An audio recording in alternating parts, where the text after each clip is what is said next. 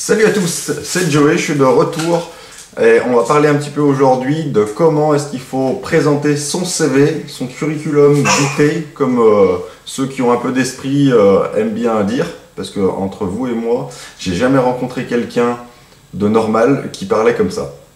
Donc, un CV, vous le savez tous, on a l'impression que c'est une religion quand on recherche un emploi, il faudrait tout le temps avoir un CV avec nous. À croire que les gens sont pas capables de nous poser des questions en face à face. Bref, si vous entendez du bruit à côté de moi, c'est pas grave, c'est parce que je suis avec mon fils. Alors, il est tout petit, il sait pas encore parler, donc forcément, vous n'allez pas forcément comprendre ce qu'il va nous dire. De l'autre côté, n'ayez pas peur, c'est mon ombre. Vous pouvez la saluer, elle vous rendra l'appareil. Mais en attendant, on va parler de choses plus sérieuses parce que quand vous êtes en recherche d'emploi, forcément, vous avez quand même besoin de conseils et en général, Pôle emploi, il manque un petit peu à l'appel sur ce moment-là. Donc, au niveau du CV, je vais mettre à la fin de cette vidéo un lien pour pouvoir télécharger un CV gratuit qui est déjà quasiment tout prêt. En tout cas, vous allez avoir dans chaque case des conseils sur ce qu'il faudrait mettre pour que votre CV ressemble à quelque chose d'intéressant pour le recruteur. Et donc, je viens à ce point qui est extrêmement important. Ça ne sert à rien de rédiger un CV 6 mois avant d'être en recherche d'emploi. Quand vous êtes en train de rédiger un CV, c'est parce que vous avez sélectionné déjà une offre d'emploi. La plupart des gens font cette erreur de croire que le CV, c'est quelque chose de générique et qu'il ne doit pas être adapté. Tout comme on verra plus tard dans une autre vidéo pour la lettre de motivation, vous devez avoir les capacités de modifier votre CV à chaque fois que vous voulez postuler à une nouvelle offre d'emploi. Pourquoi? Parce que, comme je le disais tout à l'heure, ce document, le CV, il doit séduire l'employeur, la personne qui a posté l'annonce. Et cette personne-là, elle ne va pas s'exprimer de la même façon que vous et moi. Elle va avoir des critères qui sont bien spécifiques et qui sont de toute façon déjà identifiables et repérables dans l'annonce qu'il a postée. Donc, nous verrons également dans une autre vidéo comment vous allez pouvoir analyser une offre d'emploi et ensuite justement modifier vos documents pour pouvoir répondre en tout point à ce que la personne recherche. C'est la raison d'ailleurs pour laquelle je vais vous inviter à vous abonner sur la chaîne YouTube et ensuite à ma liste de diffusion email pour pouvoir recevoir toutes les prochaines vidéos, tous les prochains articles que je vais écrire sur ce sujet-là, parce que ça serait dommage que vous ne receviez tout simplement pas les nouvelles informations alors que vous pourriez en avoir besoin. Dans tous les cas, ne vous inquiétez pas, votre email, je ne le vends pas, je le garde pour moi, pour pouvoir vous envoyer des informations. Et d'autre part, vous avez en bas de chaque email la possibilité de vous désinscrire gratuitement. Donc, vous n'avez pas de souci à propos de cela. Pour revenir sur la construction d'un CV, quand vous avez en face de vous l'annonce du recruteur, et vous allez pouvoir identifier des mots-clés et une façon de présenter les postes. Alors, que vous soyez manutentionnaire, que vous soyez commercial, que vous soyez dans les bureaux, peu importe, vous allez voir qu'il y a des choses qui sont récurrentes. Et notamment dans la façon avec laquelle vous allez construire le CV. Quand on présente dans son CV ses capacités professionnelles et ses expériences professionnelles, vous allez avoir un prérequis qui va être de présenter plusieurs expériences, si vous en avez, mais je vous encourage fortement à avoir plusieurs expériences quand même. On va voir comment on fait si on est débutant. Effectivement, vous allez peut-être prendre en exemple des activités extra-professionnelles, donc des choses que vous avez fait en dehors d'un travail, mais qui pourraient avoir un lien avec l'annonce en question. Si vous avez déjà plusieurs expériences, eh bien ce qu'il va falloir faire, c'est tout simplement de mettre tout en haut une expérience professionnelle, entre guillemets, de base, mais qui correspond tout de même à l'offre d'emploi.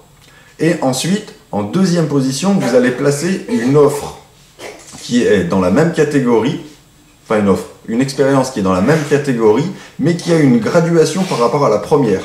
Histoire de bien faire comprendre à la personne qui va lire votre CV que effectivement, vous avez une évolution dans votre carrière professionnelle, ou tout du moins, pardon, j'arrive même plus à parler, c'est pas grave, ou tout du moins, dans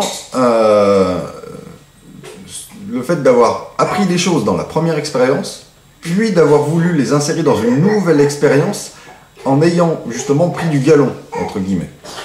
De la même façon, quand vous ajoutez une troisième expérience, il faut que cette expérience elle soit en relief avec la deuxième expérience, c'est-à-dire que vous avez à nouveau pris de nouvelles capacités, vous avez appris des nouvelles choses dans cette deuxième expérience et du coup cela vous a amené à une troisième expérience dans laquelle justement eh bien, vous avez plus de capacités, plus d'autonomie et vous avez une expertise qui commence à être reconnue dans ce domaine-là.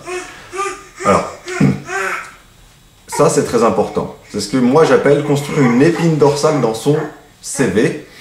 C'est une façon vraiment importante de convaincre la personne que effectivement, oui, vous avez des connaissances dans le domaine en question, mais que en plus, vous avez déjà appris, vous avez déjà du vécu dans ce genre d'activité. Donc, ce qui fait que déjà, vous êtes prêt pour le terrain. Donc, ça va commencer à convaincre la personne qui lit le document. Ensuite, il faudra toujours présenter les choses de façon à intéresser la personne qui va lire le document. Parce que la personne n'a pas envie du tout de lire votre vie, ce qui s'est passé à l'intérieur de votre vie, etc. Non, ce qu'elle a besoin de retrouver, en fait, ce sont des compétences, des expériences, une façon de présenter les choses professionnelles qui font que ça lui donne envie de travailler avec vous. C'est-à-dire qu'il va falloir plutôt parler de management, de compétences transversales, plutôt que de dire j'ai été chef de rayon en magasin. Chef de rayon en magasin, ça ne veut rien dire. Par contre, organisation, gestion, management de l'équipe, management d'un rayon, mise en place et suivi des objectifs. Enfin voilà, vous voyez, il faut parler plus en termes de bénéfices clients, même si c'est le recruteur ici qui va fixer les choses dont il a besoin. Vous savez extrêmement bien à l'intérieur d'une expérience toutes les tâches qui vont vous être demandées. Donc plutôt que de rester sur des choses plates, parlez plutôt franchement avec des mots qui vont donner l'image de ce que vous savez faire à la personne. Ça c'est important. Et d'autre part, si vous avez des surcapacités ou des expériences qui sont intéressantes sur un plan plus important, en fait, oui, effectivement, moi ce que j'appelle supérieur. Par exemple, si vous êtes juste manutentionnaire dans une entreprise, mais que de l'autre côté, vous avez de l'expérience au sein d'une association en termes de management, de gestion des effectifs, d'organisation d'événements, etc. Eh bien, mettez ceci aussi en exergue, ou en avant si vous préférez, parce que ça ne sert à rien d'utiliser des grands mots si vous ne comprenez pas. Mais mettez ceci aussi en avant parce que ça va permettre de voir pour la personne qui lit le document que 1, vous avez de l'expérience, 2, vous avez des compétences et en plus, comme vous avez des choses qui viennent se rajouter que vous avez pu apprendre ailleurs, eh bien elle va pouvoir peut-être vous positionner comme quelqu'un de long terme ou alors quelqu'un qui a des capacités pour justement prendre un poste plus élevé ensuite. Et vous savez que eh bien, recruter ça coûte cher. Enfin, en tout cas, c'est ce qu'on nous dit tout le temps. Vous savez qu'une entreprise a besoin d'avoir de la vision. Et donc, pour cela, la personne va plutôt être enclin à recruter quelqu'un pour longtemps plutôt que de prendre quelqu'un à la va-vite qui va dégager dans 6 mois.